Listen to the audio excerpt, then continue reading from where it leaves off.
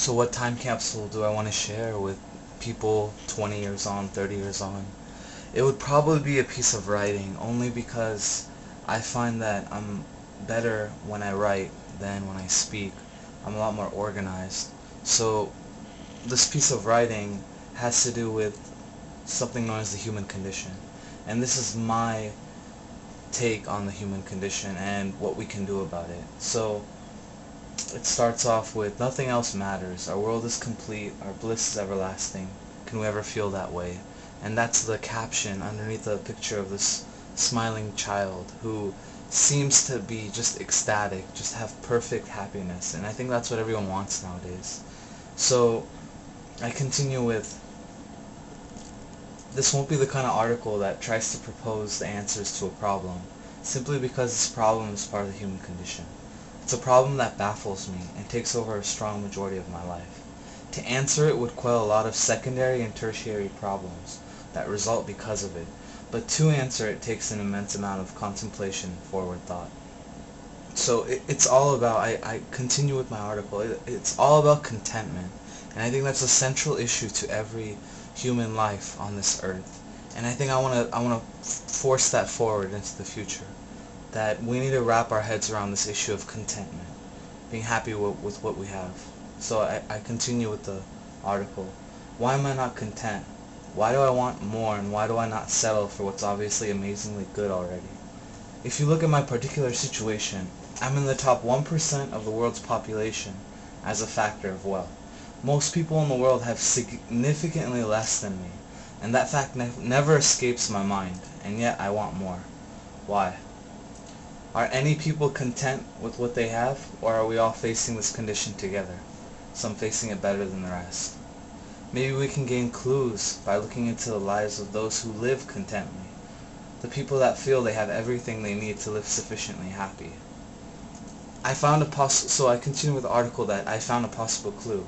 So there was this one video I mentioned in my article, and it was philosophers, lawyers, and economists all debating certain issues.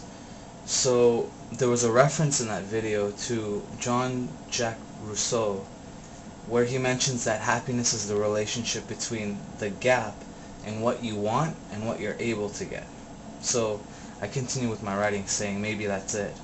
Maybe I'm so discontented because I know how much greatness awaits out there for the top 0.001% of the world. Maybe being forced to view such greatness for so many years has skewed my picture of happiness. In that case, what am I supposed to do? How do I unskew my view of the world and show myself that I'm as happy as I am now? And then I try to use an issue in my article to discuss what problems that may arise in us, and I go to the issue of fame. So this all builds to fame, which can be seen as an outlet to happiness. But most people who have learned anything about fame know that it sucks. It's hard to be anything but frank about this topic. There's very little upside to the world that is fame, because your whole life and privacy in one quick swoop is annexed and taken over by the world. Fame is a plague on the life of a person, and one that keeps chipping away at your self-esteem and your view of the world. But I and a lot of others are willing to do certain things to obtain it. Why?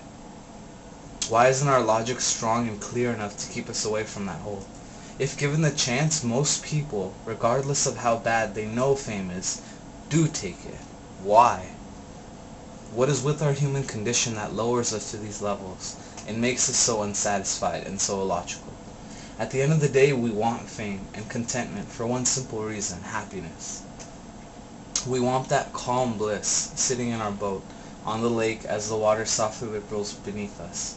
We want the world to turn endlessly all around us as we sit content in our own little world, as if nothing can intervene in this sanctified land. We want felicity. I love that word, by the way. It's so poetic and illustrative of the world I'm trying to create. Felicity, pure pleasure, and an endless calm that quells every throb inside us. So why is it such a hard place to reach? Why can't a member of the top 1% of the world reach it? We have more riches than any time before us, and any empire before us, and still we want, desire, and need more? So I show a picture. It's really, really good, actually. Of I show a picture of. Actually, I should pause it here, I guess, because my battery's running low. So I'm gonna switch to a part 2, and then we'll continue with the article. But let me switch out my batteries. That's what happens when you're recording on the fly. Bye.